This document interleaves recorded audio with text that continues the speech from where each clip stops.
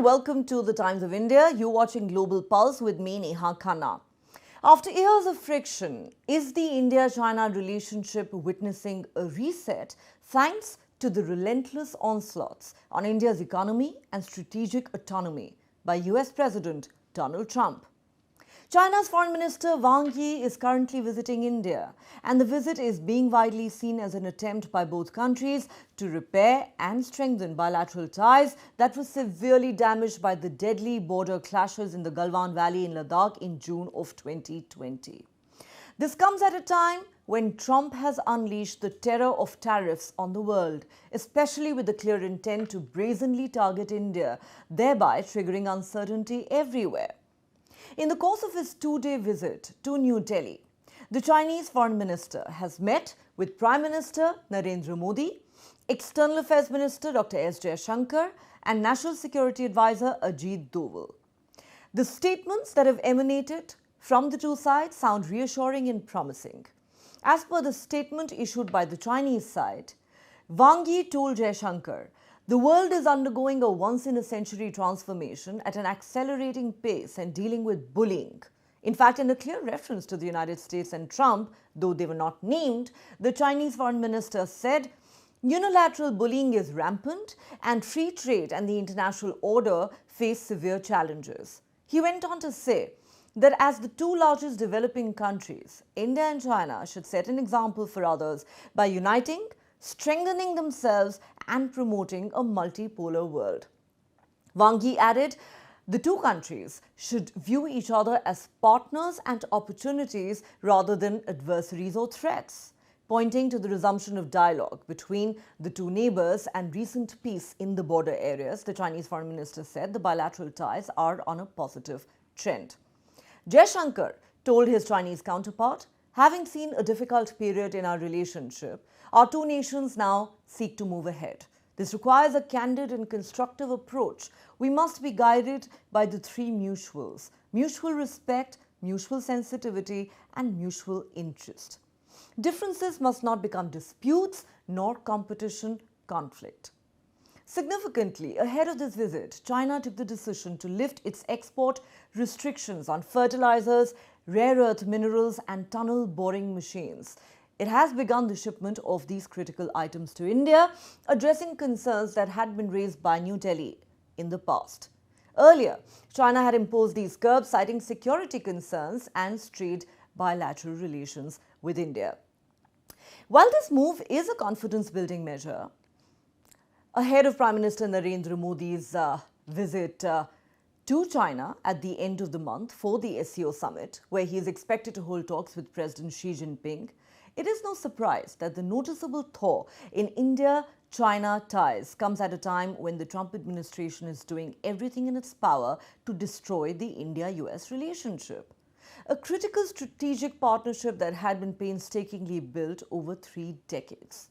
Trump has imposed 50% trade tariffs on India, the highest for any of America's trading partners. This includes a punitive tariff of 25% for buying Russian oil.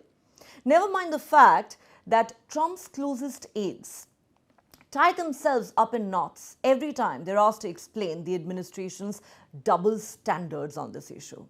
Just a few days ago, during his Alaska summit with Trump, Russian President Vladimir Putin publicly stated that trade between Russia and the United States has grown by 20% since Trump returned to office earlier this year. India has repeatedly pointed out that the US continues to import uranium, fertilizers, and other chemicals from Russia. The volume of their bilateral trade runs into billions of dollars. The European Union continues to buy large volumes of Russian oil and gas. And China is the largest buyer of Russian oil in the world. Yet, while Trump has extended the tariff truce with China, he's singling out and punishing India. And look at the magnitude of the hypocrisy. Trump's trade advisor, Peter Navarro, recently claimed in a newspaper article that India's oil lobby is funding Russia's war machine.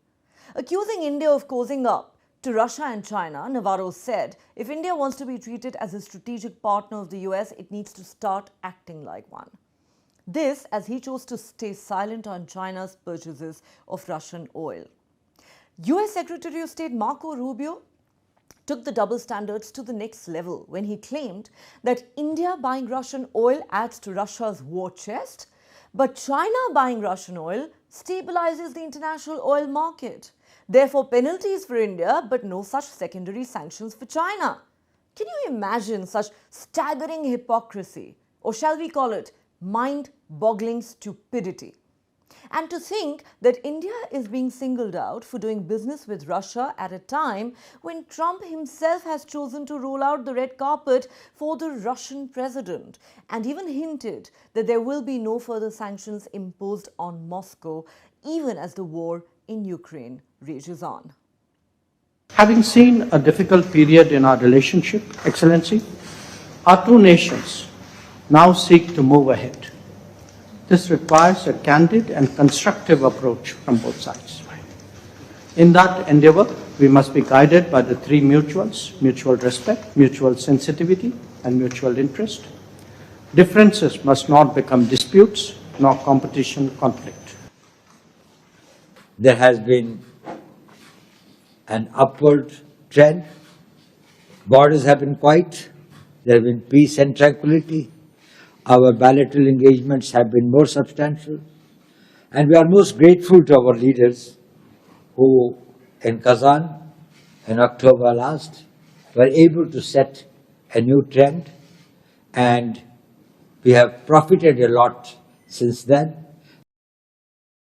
Overall, I'm very pleased to meet you again in New Delhi for this round of talks between the special representatives of China and India on the boundary question.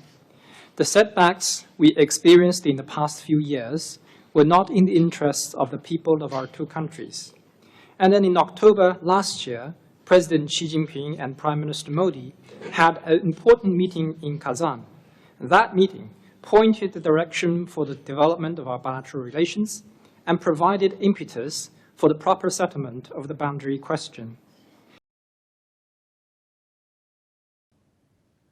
So what do these geopolitical developments indicate? Let's put that question with our panel of experts. Joining me on Global Pulse tonight is Dr. Swaran Singh. He's Professor for Diplomacy and Disarmament at the Center for International Politics, Organization and Disarmament School of International Studies, Jawaharlal Nehru University. Welcome back, sir. Great to have you with us. Also joining me on Global Pulse tonight is Einar Tangen. He's a geopolitical and global economy commentator. He joins us live from Beijing. And completing the panel tonight is Michael Kugelman.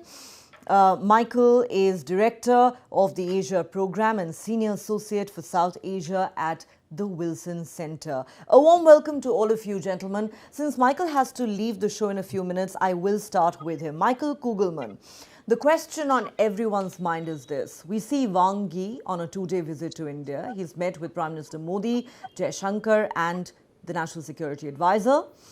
By all indications, Prime Minister Modi is headed to China at the end of this month to attend the SCO summit, where he is very likely to hold talks with President Xi Jinping on the sidelines. Everyone's asking, have the dragon and the elephant finally decided to do the tango thanks to a bully called Donald Trump? What's your take? Yeah, thanks, Neha. So I think that the context is important here. We've seen indications of an India-China thaw going back to before President Trump was even reelected.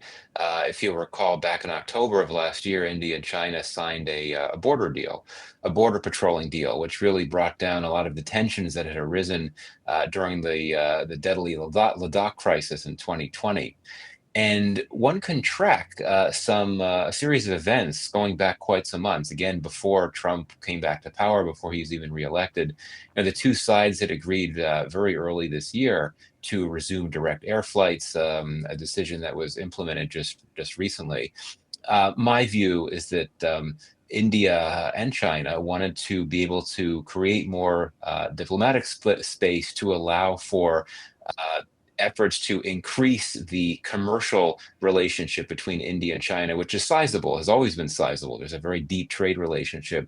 But I think that India recognized the advantages that could come to India's economy by opening up India to more FDI from China. FDI from China had been subjected to significant levels of scrutiny since the Ladakh crisis, we'd heard last year, I believe it was last June 2024, India's chief economic advisor essentially calling for more Chinese investment in India. So I think that there were economic motivations that originally drove this thaw. But I think if you look more toward recent weeks and recent developments, absolutely, I think that the direction that the US-India relationship is going in and the uncertainties about the US-India relationship have prompted India to consider that it needs to hedge against that uncertainty and look to continue to ease tensions with China. Also, look back to March of this year, before US-India tensions became what they are now.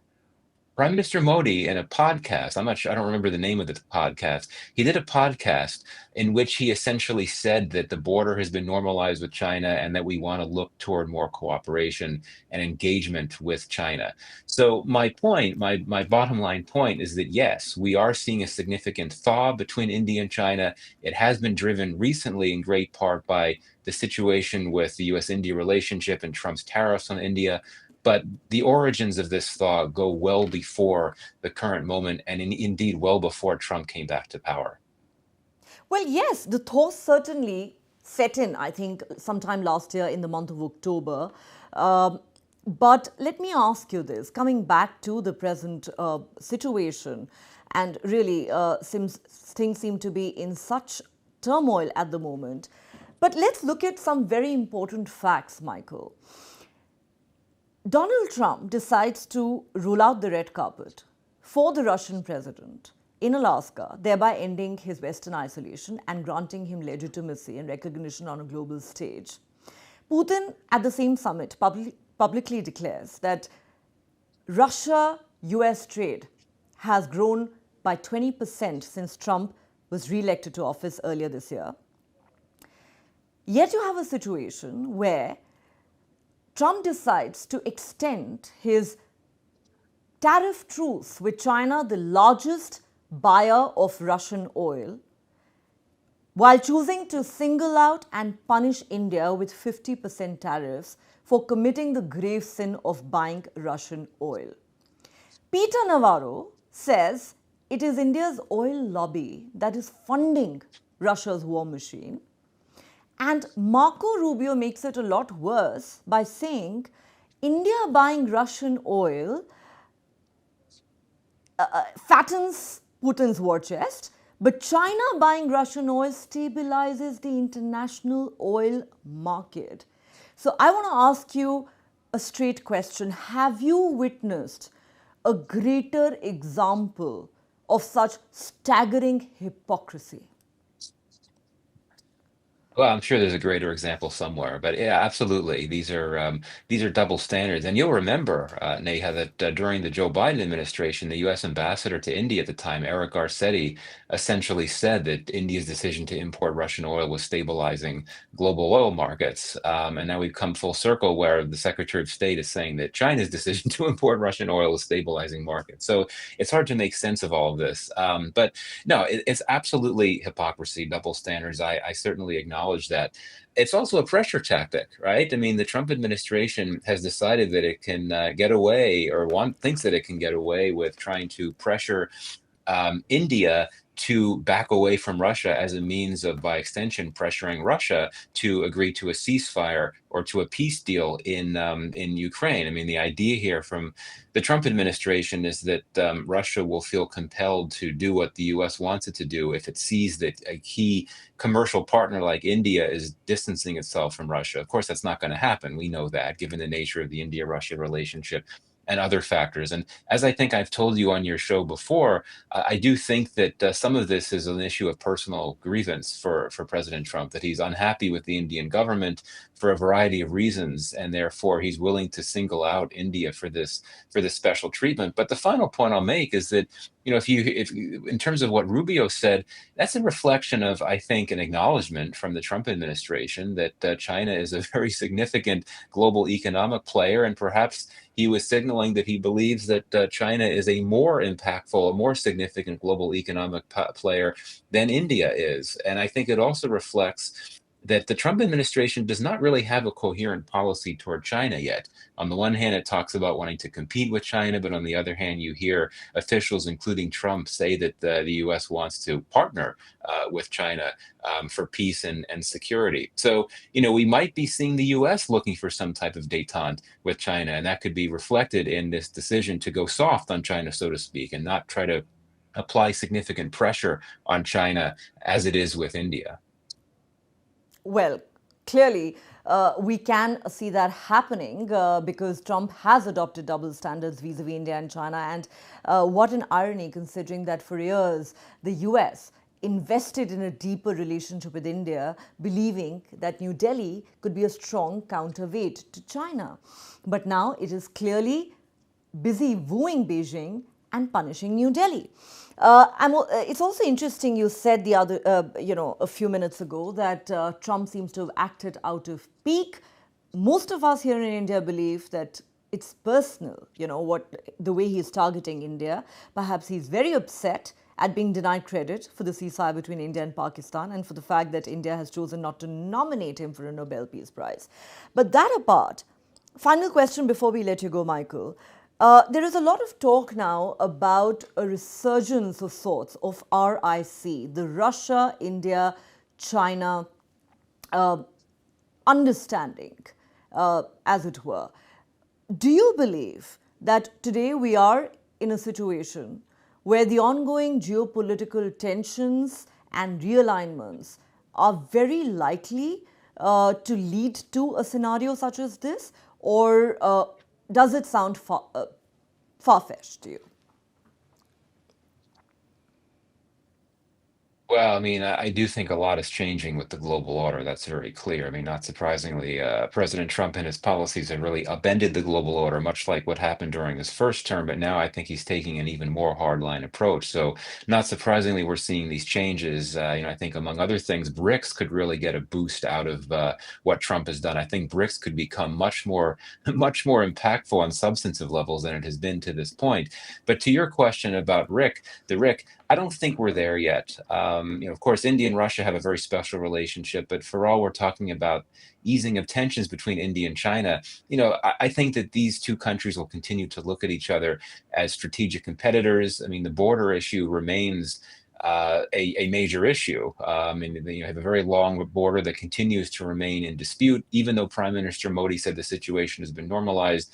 You still have a situation where there's a lot of mistrust that's baked into the relationship because of that border issue. So I think it would be difficult to assume that you could have this new flowering of this triangle, this India, Russia, China triangle.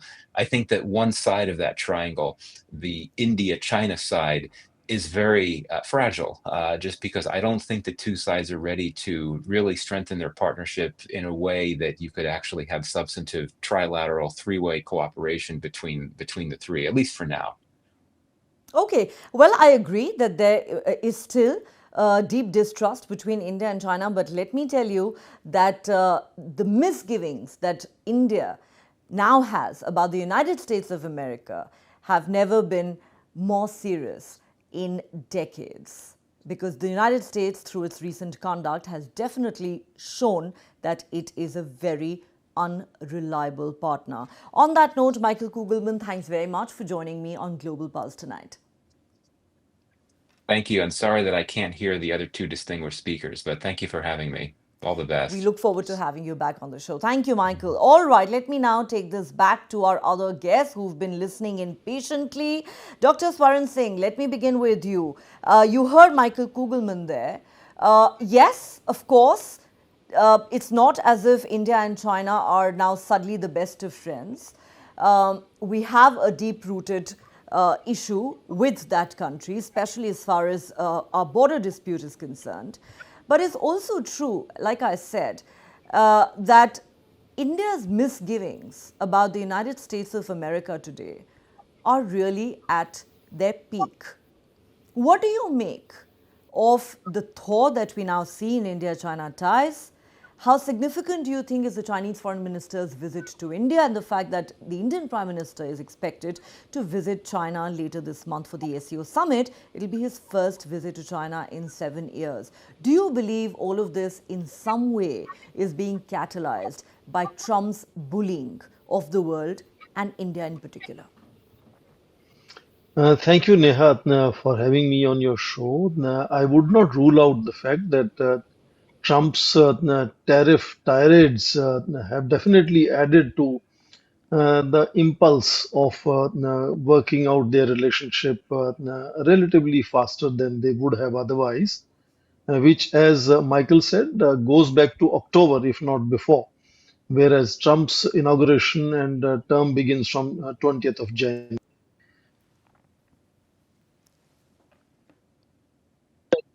Sometimes Western countries and experts there do not fully understand how India and China are able to connect with each other.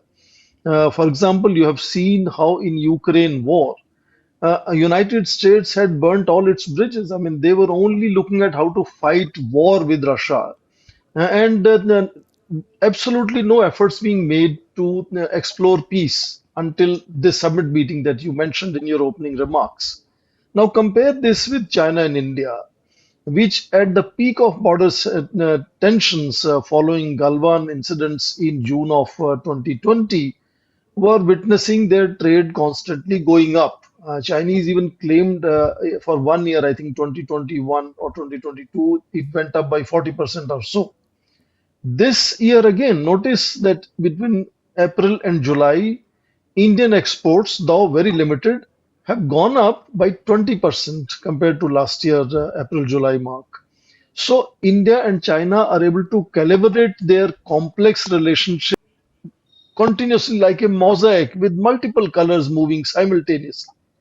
Now, in that, therefore, important to understand that Trump's tariffs mark only one limited stimuli and cannot define or redefine India-China relations, which I agree with you will have enormous concerns. You heard both Dr. Jaishankar now in his meeting with the Wang Yi yesterday and earlier in July in Beijing. He openly, publicly said that India has concerns that he often shares with Chinese leaders, and they need to be addressed. That is, there is no doubt. Both these are largest population countries, extremely rapidly transforming societies and economies. China, of course, is 6 times bigger economy and has bigger axe to grind with the United States. So because of that, but their momentum is going to always be piecemeal and not in a super speed kind of transformation from either being adversary or being partner in that sense. Indeed, I'm saying partnerships and contestations and confrontations will continuously move all the time simultaneously. The current flavor or the flair, it seems to be one of gradually thawing of the relationship, which is noticing that they are both trying to work out a whole new chapter of mutual confidence building exercise. They have both sides started several piecemeal initiatives which will fructify over a period of time. And therefore, I think there is a new mood in the relationship in which whether Trump's tariffs, let's say, reduce tomorrow and how much impact they will have to this India's and China's excitement to work together will have a limited bandwidth.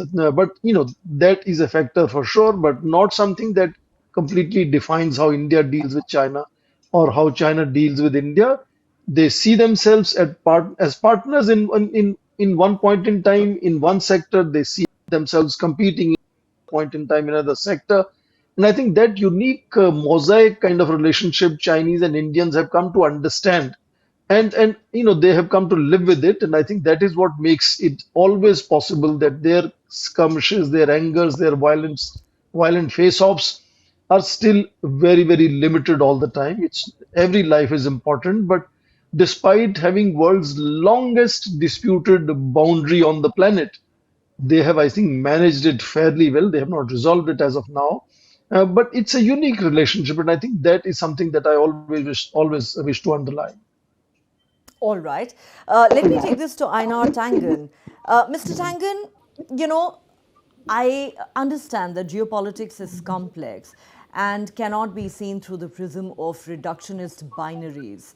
But I'm still going to play the devil's advocate and ask you this question. Uh, do you believe that the accelerated thawing of India China ties that we are currently witnessing is on account of the fact that the two countries now increasingly look at Donald Trump led United States of America as a common adversary? Yeah, absolutely. But I mean, I would agree with my professor saying, I mean, this is a situation where you have two neighbors. They have issues. They've been trying to work them out. Remember, the October agreement was well before anything that Trump did. I think you have to look a little bit deeper. You'll see that Donald Trump's rhetoric about China changed slightly in the campaign mode. He started talking about BRICS. And he said on a number of occasions, he's tried to minimize it and say, oh, it's nothing. And then at the same time, he says, I'm going to put an extra 10% on all countries associated with BRICS. And on top of that, if they do anything about currency, 100%. So let's look at the pattern here. India is not alone. Brazil was hit with 50% for the idea that somehow they're not allowed to try a leader who tried to, subvert their democracy. They also hit South Africa. These are the five main countries. Russia is still on the bubble. Even today, Donald Trump was saying if Putin doesn't give in, if he doesn't make peace, it's going to be bad for him.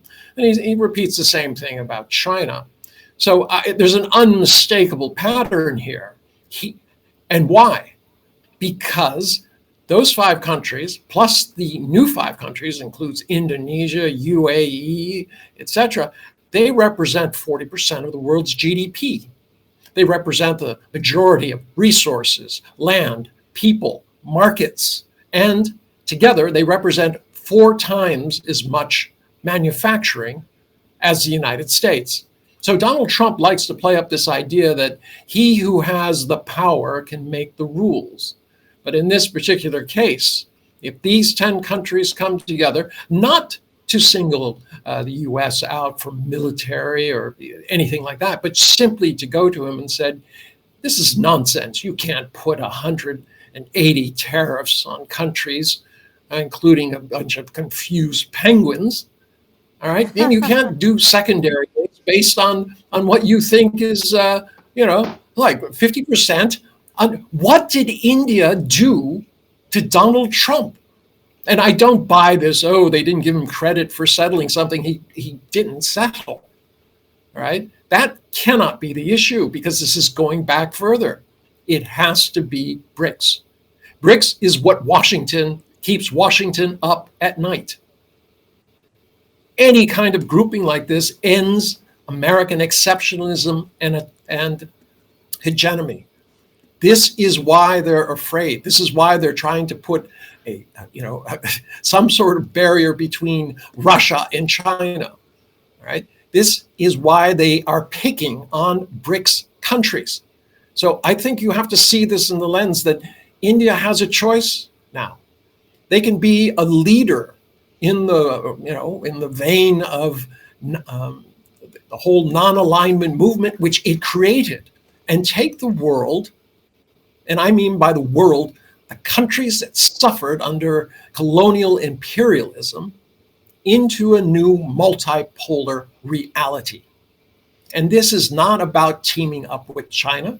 It's about teaming up with 10 countries to put one country that refuses to understand that their time has passed, that they cannot dictate in Washington what happens in Delhi or Moscow, Beijing, all right, or Doha. In UAE. So, it is time to put these things aside, to see this clearly for what it is. This is fear by the American administration about the end of an era for America. Trump cannot come to terms with the fact that the American empire is in decline. And it's interesting you say that the kind of treatment that he has meted out to India can't be only on account of India denying him a nomination for a Nobel Peace Prize. But then what you say about BRICS is interesting. So let me take this to Dr. Swaran Singh. Dr. Singh, let's talk about BRICS and let's talk about RIC. Einar Tangen says BRICS is what keeps Trump up at night. We know that BRICS is a huge red rag as far as Trump is concerned.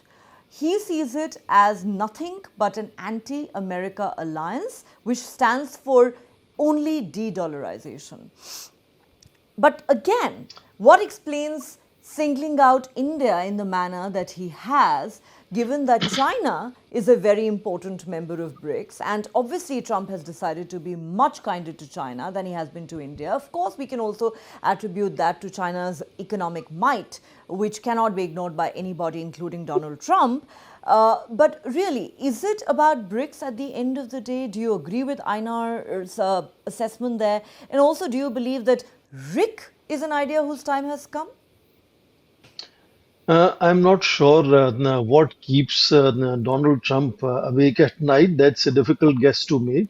The fantasy of a But Nobel Peace Prize would be my guess. definitely, Neha, what is true is that if you look around the world, BRICS has emerged as a new kid on the block, the most exciting kind of an arrangement, which fits in the bill when the world is getting fatigued by the post-World War II arrangements for global governance, whether it is Bretton Woods or it is United Nations or it is other whole set of multilateral bodies that we have, which have created whole sorts of difficulties at global level, whether it is climate change or it is terrorism or it is pandemics or it is refugees and movement of population, secured uneven development and so on. So world is looking at alternatives is where BRICS have become very exciting platform, which we have seen already have moved from original 5 to now 11 members. Another 10 countries are added as trade partners. There are definitely another 18 to 22 nations who have shown interest to join it. So sometimes it looks like potentially a mini United Nations, which could cover as much as 85% of global population, potentially, of course. But as of now, BRICS remains fairly limited in terms of its bandwidth, limited in terms of its influence. The United States definitely is world's largest economy, very, very powerful military-industrial complex, and so on. A very innovative and leader in several sectors in technology. Second point is that within BRICS, again, there are disjunctions that continue.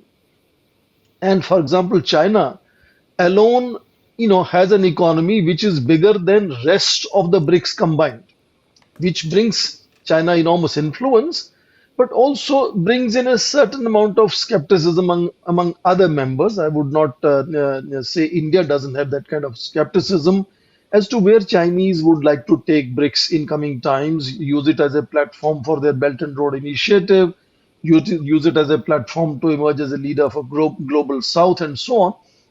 In that sense, size creates a certain, issues and challenges within BRICS. And that is also something that Trump realizes.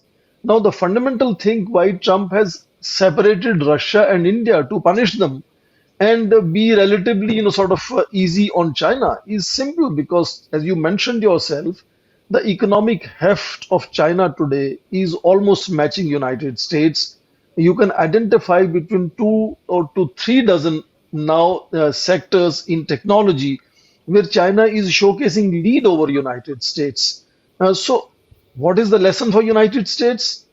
Not to allow India or Russia to move in that direction where in that competitive, sort of situation, India will also stand up. Indian Prime Minister has already stood up, for example, to address concerns of dairy, of fishery, of agriculture, saying that those are not sectors that India will open. And there is an example in 2018, India walked out of RCEP, Regional Comprehensive Economic Partnership, after 3 years of constant negotiations because India could not compromise on labor-intensive areas to be opened up. So That is the concern Trump has, other than his being miffed with India not recognizing his claims 3 dozen times of mediation, etc., etc.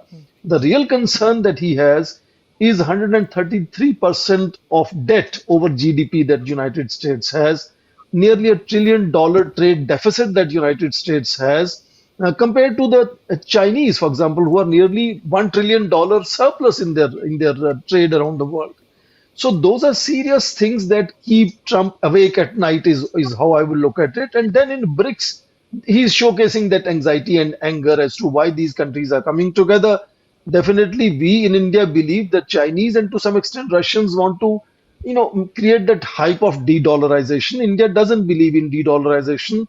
Even euro could not achieve de-dollarization. I don't think a BRICS currency can achieve de-dollarization. Dollar is dominant even now, despite a gradual decline. Still, 88% of global trade is in dollar. 59% of global foreign exchange reserves are in dollar. So India has emerged over a period of time as a voice of sanity and restraint. We want to expand use of local currencies in BRICS, but at the same time, India is also sitting in quadrilateral security framework where India doesn't want to allow anti-China tirades, and again wants to play that. I think it's very civilizational to play that golden mean, and restraint and sanity is how India today sits in both Quad and in BRICS in that sense. But Trump's anxieties are driven by those economic trends that are making acceleration in that relative decline of United States. And BRICS looks like an easy target to sort of criticize. India, Russia look like easy targets to slap tariffs and sanctions. China is a different ball game altogether, and I think those are issues that are complicating the relationship. All right. Interesting. So let me take this back to Einar Tangen. Einar Tangen, you seem to believe that BRICS is what keeps Donald Trump at night. Dr. Swaran Singh seems to think that it is the US debt that keeps Donald Trump awake at night. But let's now look ahead. We've seen the two-day visit of the Chinese foreign minister to India. I think the talks have been very positive, going by the statements that have come from both sides. As we speak, India's external affairs minister is in Moscow. He's going to hold talks with his Russian counterpart 2 days from now. We know that at the end of this month, Prime Minister Modi is going to travel to China to attend the SCO summit. And there's a very strong possibility that Prime Minister Modi and President Xi will hold talks on the sidelines of the SCO summit. And then, if all goes well, President Putin is very likely to visit India later this year. So my question is, how do you see these various developments panning out over the next few days, weeks and months, even as negotiations for a peace deal in Ukraine carry on between Trump, Russia, Zelensky and the European Union? Well, I mean, speculation is we could do all we want, but let's look at the little recent history. All right, Donald Trump convened this very quickly, and I think one of the things keeping him up is somebody named Epstein and a bunch of files that obviously he's been named in. So let's be clear about that. I think long term he's concerned about both issues that myself and the professor has talked about. But what did he do? He didn't really sit down with anybody. He convened this meeting. He didn't have a game plan. He showed up. It looked disorganized. It was cut in half. There was supposed to be 4 hours. It only took 2. Putin walked off. And to a lot of people, it looked like Putin was the winner here. He'd broken this international taboo against dealing with Russia by dealing with Donald Trump. He certainly had put his ideas forward, and Donald Trump seemed to be an errand boy who said, well, I have a lot of things to do. Deal isn't done till it's done. And he's the one who's calling up, Zelensky and Europe. Now, how you have a peace plan without 2 of the major parties, I don't know. But that's Donald Trump's idea all the time. Let's seize the moment and the optics, and who cares what happens after that? I tried. But what did Putin do? Putin, before and after, contacted 15 countries, including India, briefed each one. as to what was going on. All BRICS countries were included. So what does this tell you about the state of affairs today? You have somebody like, whether you like him or not, Putin is a master of chess. He is somebody who understands the game. He's been able to defy the United States. He pushed back against what he saw as an incursion into an area, Ukraine, where he had clearly said, you go in there and there's going to be a fight. Now, I feel sorry for the Ukrainian people, especially as the Europeans say, well, we're willing to fight to the last Ukrainian. I'm sure that's a lot of comfort. The people now, who over 60% want a negotiated peace in Ukraine. So looking at how things are developing internationally, I still go back to this idea that BRICS is becoming a reality pushed by Donald Trump, that in the situation between China and India, the most important part is whether or not they're going to cooperate to make this bully stand down. I respect Dr. Singh, but he did not give a clear-eyed idea of how India is supposed to handle the United States. And the fact is, it's an asymmetrical relationship. America is much bigger than India, and it's showing that by scoffing at it, by interfering in elections, making deals with Pakistan, openly, interfering in Bangladesh, claiming that he somehow settled a conflict that he didn't. These are all things that show a complete disregard for India and for Modi. So I don't know how you can say, well, this will all kind of pass over, things will go back to normal. Donald Trump was elected twice, not once. So you go back, all right, to this idea that somehow the U.S. is going to change. Well, at the next election, presidential election, they will. It'll probably swing way to the left. But what happens in America? It goes from left to right. So we you're know probably Trump is going to already run into talking these. about 4 more years. Never mind the fact that the American Constitution doesn't allow for it. Let us say there are a few constitutional issues there, but as a lawyer, I can brief you on that if you're interested. And he was actually showing off 4 more years merchandise to the European leaders who were at the White House to hold talks about ending the Russia-Ukraine war. But that apart, Dr. Swaran Singh, I'm sure you want to reply to the points that Einar Tangen has made, including the one where he said that, if you could just spell out for us how you think India needs to deal with this United States problem, given that it is largely an asymmetrical relationship.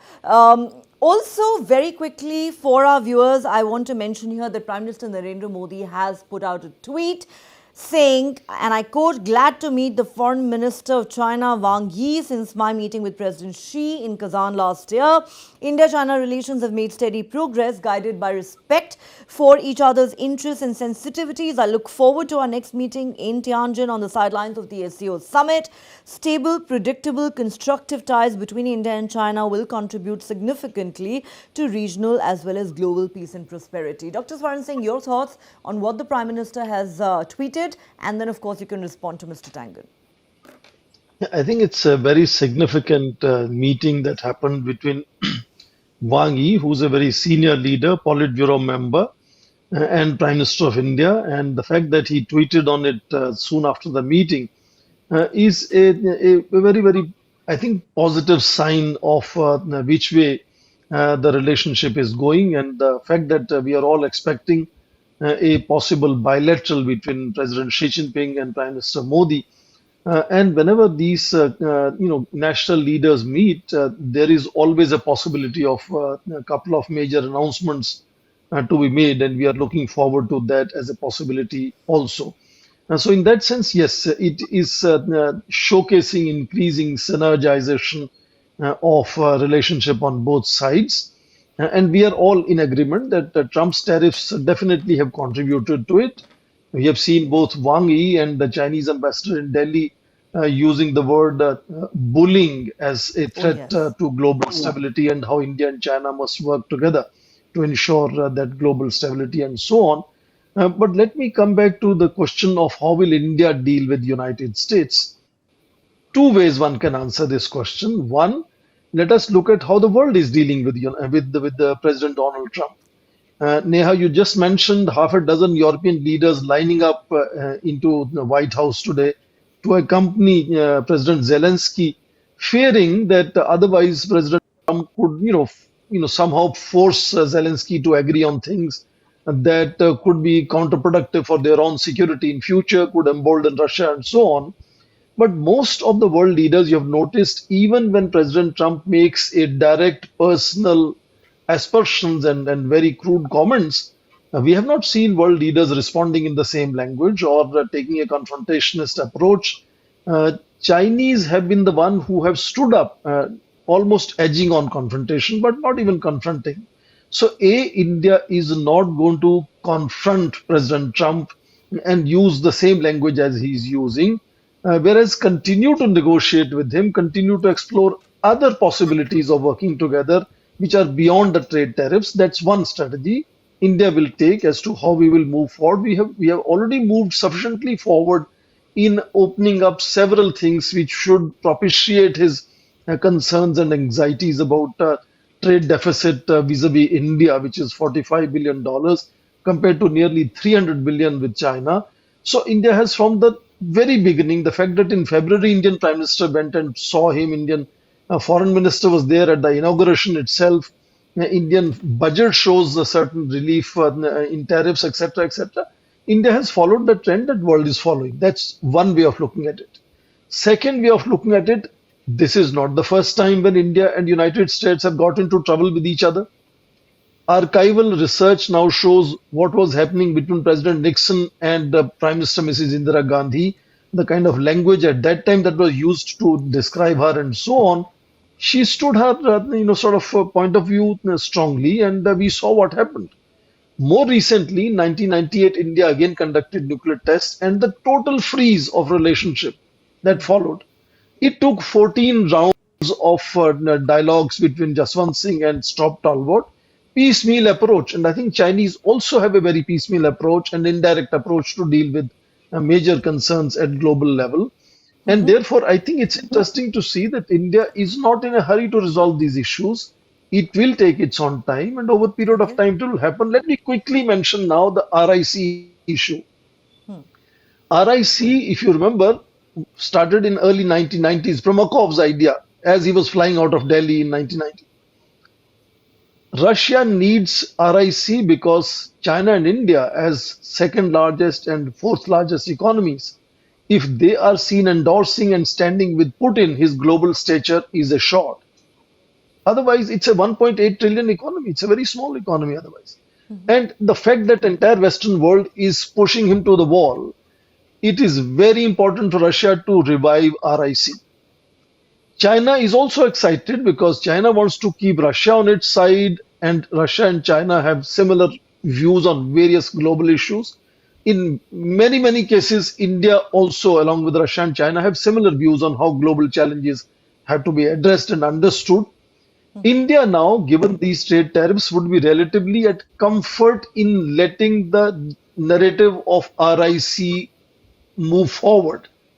And we could see this meeting happening in Tianjin at end of this month between Putin, Xi President Jinping, Putin will and be Indian there Prime too. Minister. Yes, absolutely. Yes, the three could at least give some kind of illusion that RIC is coming back into action. But again, India's approach will be restrained, is how I see it.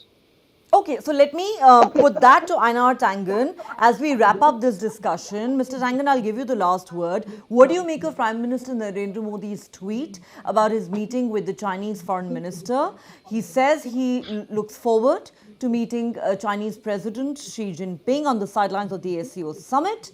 We know that President Putin is going to be there too. Do you believe that this is as good a time as any for the construct of RIC, to be given all power that it needs? Well, as I keep saying, I think it goes beyond RIC. It goes to BRICS, which is a far more powerful group. And quite frankly, Modi has already stood next to Putin, embraced him, especially after the election interference that happened here. I mean, I understand the professor's idea that, look, you just should, just take it, just flatter Donald Trump, give him a Nobel Peace Prize things. I don't know if the Indian public would like this idea of kowtowing to Washington, but maybe that's what he's suggesting.